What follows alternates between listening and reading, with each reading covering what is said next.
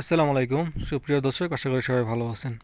তো আজকের ভিডিওতে মূলত দেখাবো গ্রামে গ্রামে গিয়ে কিভাবে সাপের খেলা দেখানো হয়। তো এই যে লোকটাকে দেখছেন, উনি হচ্ছে একজন সাপুড়ে, ওনার কিছু পোষা সাপ আছে, ওগুলো দিয়ে খেলা দেখানো হবে।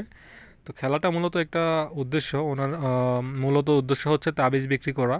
তো সম্পূর্ণ ভিডিওটা দেখলে আসলে বুঝতে পারবেন।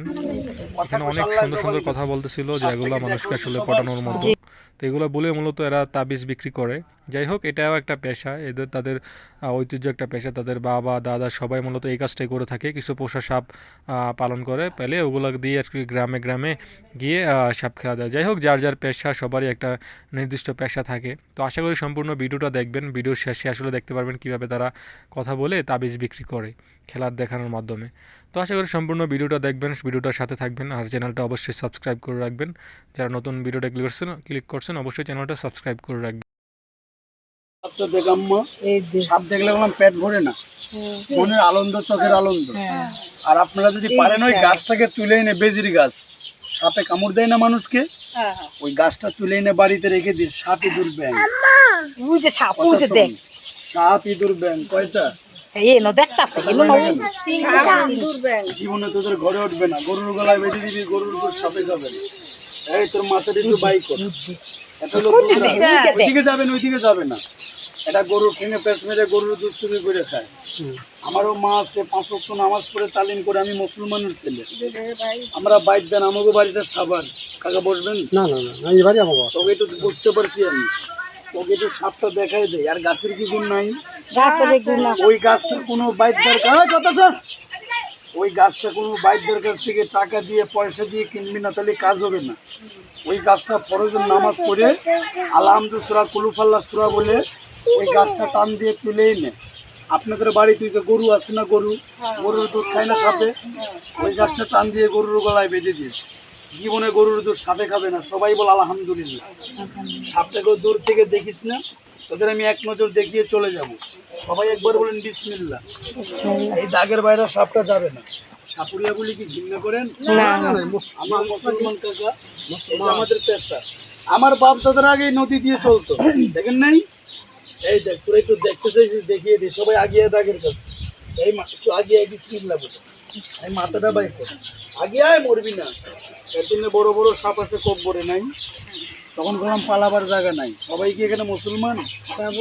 সবাই সবাই যদি অনুমতি দিস তাহলে গাছটার নাম বলবো, শুনবেন? তোদের ব্যবহারটা ভালো লাগলো।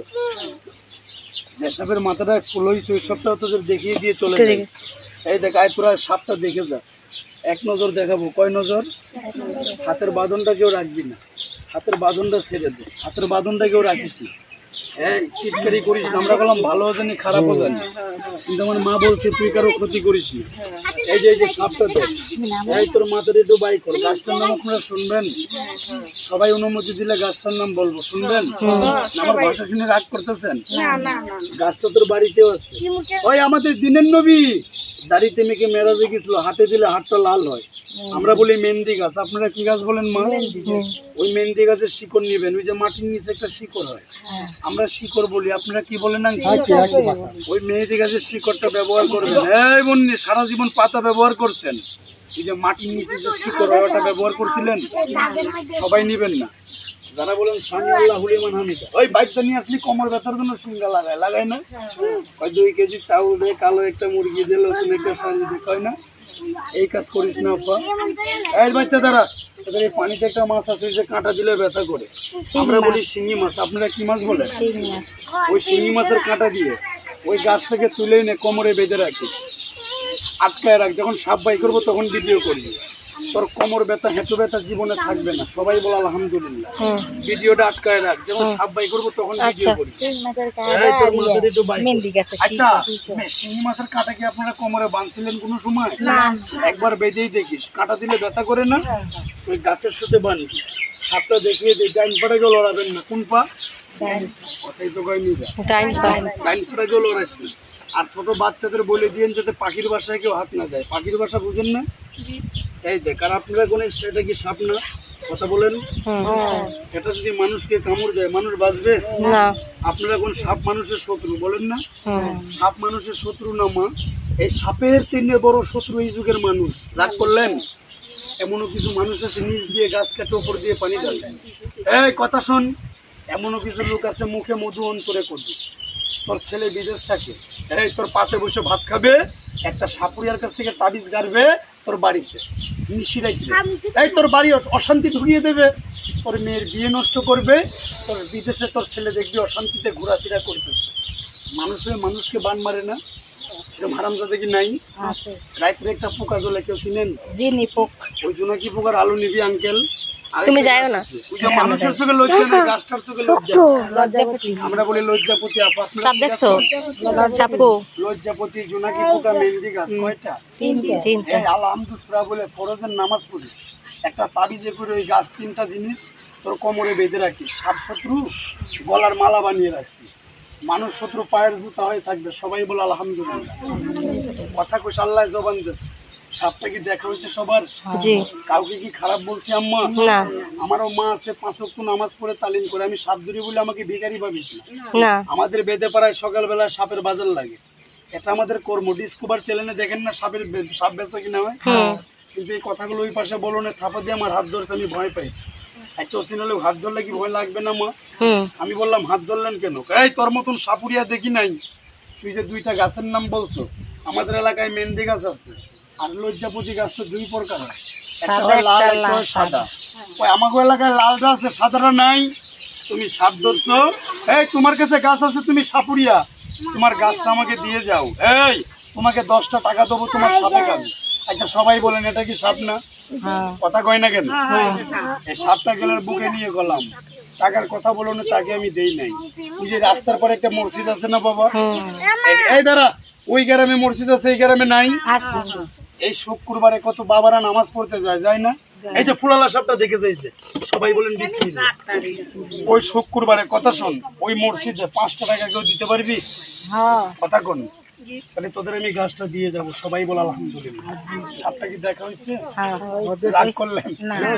আর তোরা ফুলালা, এটা আর কি? আরেকটা ধরছি যে ওটা বিষাক্ত, মাথায় ফুল হয়ে গেছে। ওই যে ফোনা করলেন ওইটা কি ঠিক কথা কইছে, আর 3 নোটের দাম বেশি। তোদের আমি গাছটা দিয়ে যাব। আল্লাহর মসজিদে 5 টাকা দিলে কমে যাবে? একটা তাবিজে করে ব্যবহার করবি, সবাই বলেন বিসমিল্লাহ। এই তোর মাথাটা একটু বন্ধ কর, তোকে আমি বিকালে দুধ খাওয়াবো। এই বাচ্চা, তুই কেউ পাখির বাসায় হাত দিস না, পাখির বাসায় সাপগুলো থাকে। আর এই সাপটাকে দূর থেকে দেখেছি, এই দেখ সবাই তো আগে এসে দেখেছে, এটাকে দূর থেকে দেখেছি। না গিয়ে চলে যাবো বিসমিল্লাহ বলে আগিয়ে ঘৃণা করতেছেন ছোট ছোট বাচ্চা। এই দেখ, এই তোর মাথাটা একটু বাইক কর, আমাকে একটু নামাজ পড়ে দোয়া করবি। 60টা সাপ ধরছি আর 40টা সাপের দরকার। মানুষের দোয়ায় মানুষ বড় হয়, হয় না? আয় তোরা গাছটা নিয়ে যা, টাকাটা মসজিদে দিয়ে দিস। এই ডাক্তারের ভিতরে ভালো মন্দ লোক আছে নাই? সব ডাক্তার কি এক ডাক্তার খারাপ হলে আরেক ডাক্তারখানে যায় না বাবা? সাপুরিয়ার ভিতরেও ভালো মন্দ আছে। তোদের আমি ফুলালা সাপটা দেখাবার আগে তোদের আমি গাছটা দিয়ে যাই। এই তোর মাথাটা বাইকর দেখি, এখন একটু চেটে দে। আমি জানি না কতজনের কোমর ব্যথা করে না মা? কতজনের বাড়িতে সাপি ধরে ওঠে, গরুর দুধ সাপে খায়। অশান্তি, জমি নিয়ে ঝামেলা, বিদেশ নিয়ে ঝামেলা, কেস নিয়ে ঝামেলা। কত মেয়েদের বাচ্চা কাচ্চা হয়ে হয়ে মারা যায়, সবাই বলে আলহামদুলিল্লাহ। কত বাচ্চারা বিছনায় পেশাব করে লেখাপড়া মনে থাকে না। আয় তোরা গাছটা নিয়ে যা।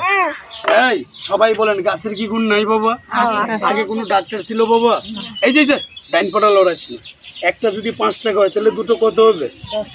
টাকাটা কোথায় দিতে বললাম? কে দিতে পারবি? আল্লাহকে ডাইনারটা দেখা তো বিসমিল্লাহ বলে এইভাবে দেখা দিয়ে আল্লাহকে টান করে যায়, সবাই দিবেন সাপুরিয়া বলে। তো ভিডিও তো আপনারা দেখতে পেলেন, এখানে ভিডিওর শেষে সবাইকে তাবিজ নেওয়ার জন্য উৎসাহিত করা হচ্ছিল। তো যাই হোক, এখানে অনেকেই তাবিজ নিয়েছে, অনেকেই নেয়নি। তো ভিডিওটা আমি লং করে নেই, এই পর্যন্তই রেখেছি। তো কেউ তাবিজ নিচ্ছিল, তো ওই ভিডিওটা আর আমি দেখানোই, কাউকে উদ্বুদ্ধ করে নিই। তো আজকে এই পর্যন্তই। প্রিয় দর্শক, সবাই ভালো থাকবেন, সুস্থ থাকবেন, আল্লাহ হাফেজ। আর অবশ্যই চ্যানেলটা সাবস্ক্রাইব করে রাখবেন নতুন ভিডিওর আপডেটগুলো পাওয়ার জন্য। তো সবাই ভালো থাকবেন, সুস্থ থাকবেন, আল্লাহ হাফেজ, আসসালামু আলাইকুম।